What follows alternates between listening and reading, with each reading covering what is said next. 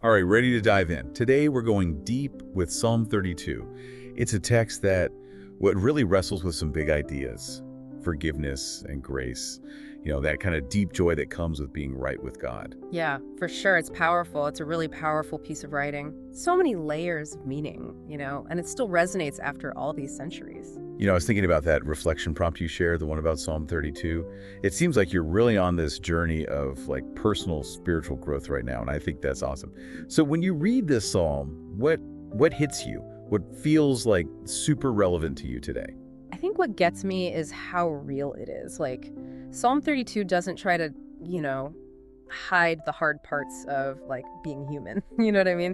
The psalmist, who most people think was King David, he doesn't sugarcoat like the pain of sin, when you haven't confessed it. He describes it as this deep, Yeah, heavy weight. right. It's not just, oops, I messed up. Yeah. He's talking about his bones wasting away, feeling God's hand heavy on him day and night. It's like intense.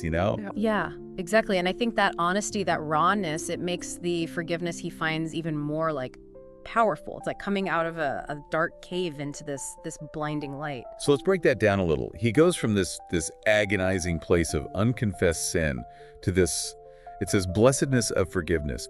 But what does that even mean? What does that blessedness actually look like? What's going on there? Okay, so one of the most striking things in Psalm 32 is this image of God covering our sins. And it's not just like wiping the slate clean, it's more like a protective act. Interesting. So it's not just forgetting. It's more like shielding us, Yeah. shielding us from like the fallout of what we did. Yes, exactly. And if we like zoom out and look at the bigger picture, this whole idea of covering connects to the ancient Near East, where a king would literally cover someone with their robe to show protection. Wow, I never thought about it like that. So it's like Yeah. God stepping in and saying, I got you. I'm going to protect you from the full force of what you've done. Right. And that's where the real blessing of forgiveness is, I think. It's not just escaping punishment, but being wrapped up in this divine protection. It's this radical grace that lets us move forward without being like crushed by our past. This ties in perfectly with your reflection prompt where you talked about like really wanting to understand how God's forgiveness leads to freedom and joy.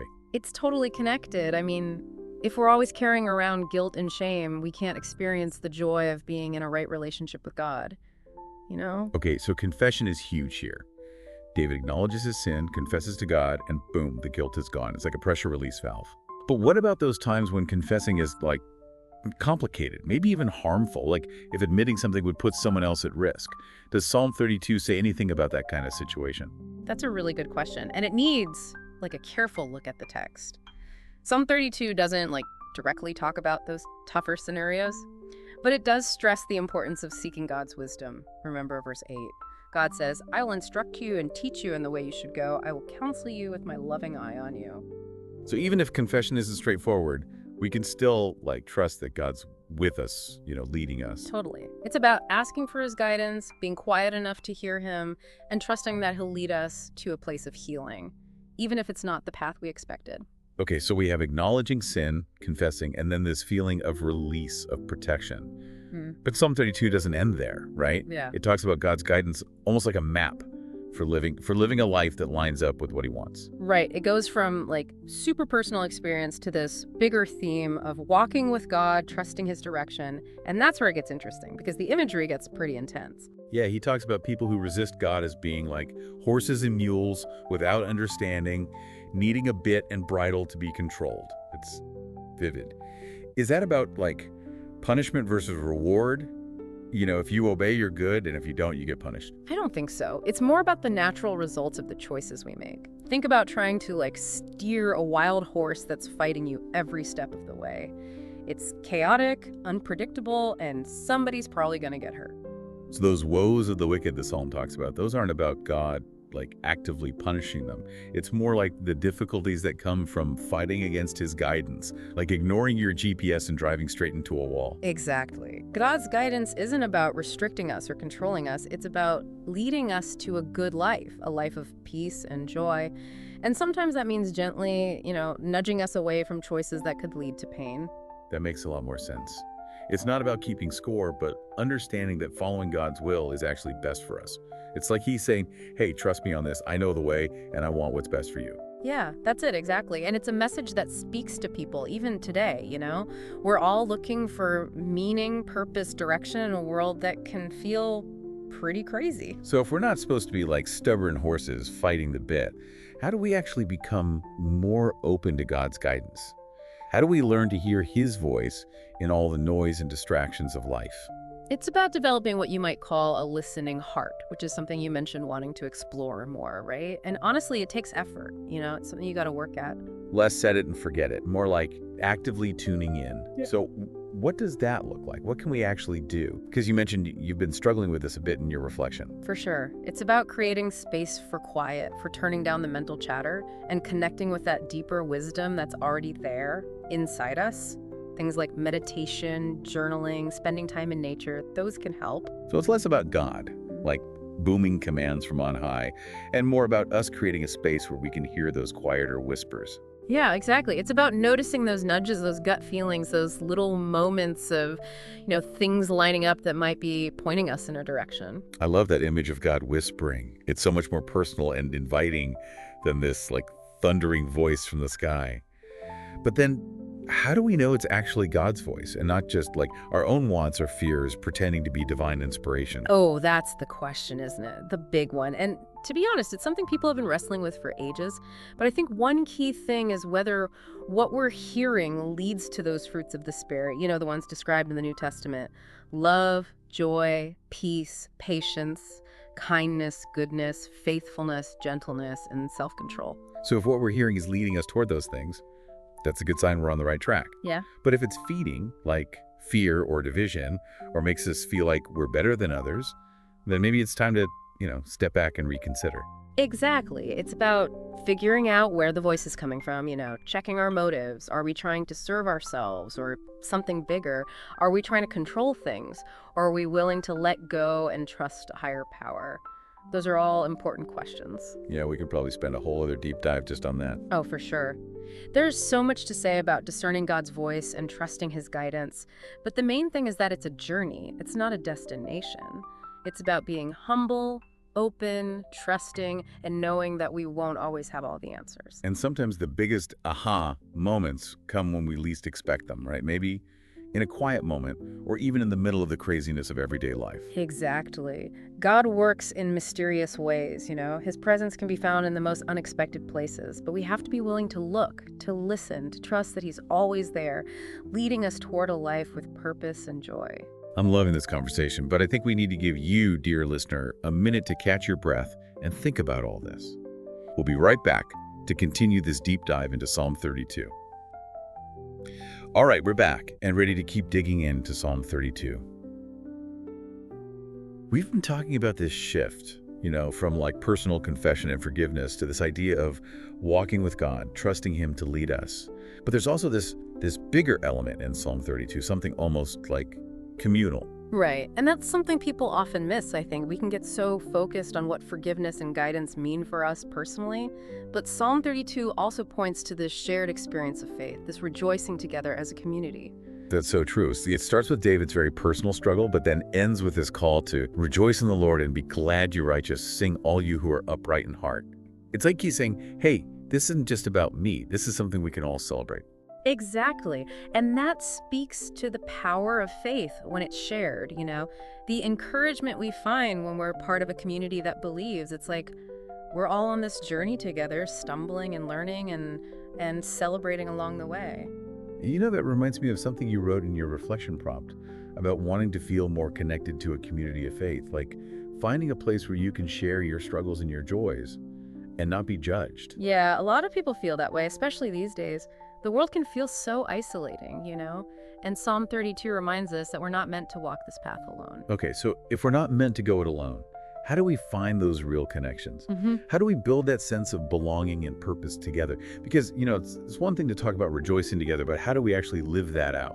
Well, I think it starts with being vulnerable, being willing to open up to others about our struggles, and yeah, our good times too. It's about making space where we can be honest about our doubts, our fears, without feeling like we have to have it all together. So it's about taking off the masks and just showing up as ourselves. Yeah. Even with all our, imperfections. Exactly. And I know that can be scary to be that vulnerable. But it's also so freeing because it lets us connect with people on a much deeper level, to experience empathy, to realize we're not alone in our experiences. So it's less about pretending to be perfect and more about saying, hey, I'm a work in progress, and I'm looking for people who are also figuring things out. Yeah. And that's where real belonging comes in, that feeling of being seen, understood, accepted for who we truly are. So we need to stop trying to fit in and instead look for those people who get our deepest values or dreams. But like, where do we even begin? How do we find those people? It's a mix of searching out communities that share our values and also being open to those unexpected encounters. It might mean joining a church, a spiritual group, even a book club, something focused on topics that resonate with you. So we got to put ourselves out there, even if it feels a little awkward at first. Definitely. Sometimes those connections just happen naturally, though, right? Through hobbies, shared interests, volunteering. The key is being open to the possibility of connection wherever we are. I love that. It's like casting a net and trusting the right people will swim into it. But what about people who are hesitant? Maybe they've been hurt before by other people. I get it. It makes sense to be cautious, especially if you've had bad experiences. But remember, every community is made up of imperfect people. We're all going to mess up sometimes. So it's not about finding the perfect community, but learning to handle those imperfections with grace. Right. We all have our own baggage, our triggers, our own ways of communicating. And yeah, sometimes those differences cause friction, conflict, but those are the moments where we can practice forgiveness, patience, understanding. It's like we're constantly working out those spiritual muscles, learning to extend grace, not just to ourselves, but to everyone. That's it. And that's how we build a culture of support and empathy, a place where people feel safe to be real and to grow together. This feels especially important now with everything feeling so polarized and divided. It's like we've forgotten how to talk to each other, how to disagree without being, nasty. It's a real challenge, yeah. But faith communities, they have this opportunity to show a different way, to show that it's possible to have different views and still be respectful and kind. That's such a powerful thought. We can be united by our shared humanity, even when we disagree on specific things. Exactly. A community's strength comes from its ability to embrace diversity, to celebrate what makes us unique, while holding on to this core belief that we're all connected, all part of something much bigger. That was beautiful. I feel like we've covered so much, from personal forgiveness to all the complexities of community. But before we wrap up this exploration of Psalm 32, I want to go back to something you said in your reflection. You talked about God's forgiveness as imagining the weight of sin being lifted from our souls. What do you mean by that? What does that feel like? It's visceral, almost physical. It's like finally being able to breathe again, like letting go of a weight you didn't even realize you were carrying. Like taking off a heavy backpack after walking miles, and suddenly you can stand up straight. And it's like, oh, this is what it feels like to move freely again. Yeah, exactly. You can stand taller, breathe deeper, and move with this lightness you haven't felt in so long. Such a powerful image. But how do we get there? How do we experience that transformative forgiveness? Because, reading about it in a psalm is one thing, but feeling it is something else. I think it starts with humility. We have to admit that we need forgiveness, that we're not perfect, that we messed up. It's about letting go of our pride and our need to always be right. So it's about surrendering to something bigger, trusting that there's a power beyond us that can heal and restore us. Yes, that's it. And in that surrender, it can be really hard, especially if we're used to being in control, relying on our own strength. It's like stepping off a cliff without knowing for sure if there's something to catch us at the bottom, just trusting that there is. Yeah, it's a leap of faith, and it can be scary, but it's Yeah. also where true freedom is found. Because when we let go of the need to control everything, we open ourselves up to a level of peace and joy we could never find on our own. It's like we're finally letting ourselves be held, supported, loved unconditionally. Exactly. And that's something beautiful to experience, to really appreciate, and to share with others. I feel like we could keep talking about this for hours, but I think it's time to give you, dear listener, a little space to process everything we've talked about. We'll be back in just a bit to wrap up this deep dive into Psalm 32. All right, we're back for the last part of our deep dive into Psalm 32. We've covered a lot of ground, haven't we? From those really personal struggles and the freedom of forgiveness to finding our people and experiencing the joy of faith together. It has been quite a journey. And, I think we've barely scratched the surface of what this ancient text has to offer. So true. Psalm 32 is like this endless source of wisdom, with insights that still speak to us today, just like they did thousands of years ago. Absolutely. And if there's one big takeaway from our conversation, I think it's that spiritual growth. It's not a solo thing. It's something we experience together, supporting and encouraging each other along the way. It's like we're all climbing this mountain together, right? Helping each other up when we stumble and celebrating each other's wins as we go higher. Exactly. That shared purpose, that sense of belonging, it makes such a difference, especially when things get tough, when the path gets steep or rocky. Because let's face it, the spiritual journey isn't always easy. There are going to be times of doubt, fear, uncertainty, times when we feel lost, alone, not sure where to turn. Oh, absolutely. But that's where the wisdom of Psalm 32 comes in. It reminds us that we don't have to face those challenges by ourselves. We have a God who loves us no matter what, who offers guidance and support, and who surrounds us with a community, other people walking the same path.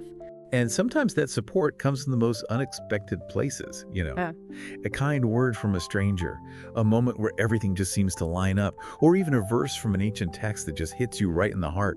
It's about being aware, noticing those little ways God is working in our lives, even when it's not flashy or dramatic. It's about trusting that we're exactly where we need to be, even when it doesn't feel like it. Yes, that trust, that surrender to something bigger than ourselves, that's what lets us fully experience God's grace and love. Because when we let go of the need to control everything, when we let go of that illusion of certainty, we open up space for something really amazing to happen. It's like we're stepping into a whole world of possibilities, allowing ourselves to be led by a wisdom that's way beyond our own understanding. And in that surrender, in that letting go, we find this peace, a joy that comes from deep inside, and a sense of purpose that drives everything we do. So as we wrap up this deep dive, I want to leave you with this.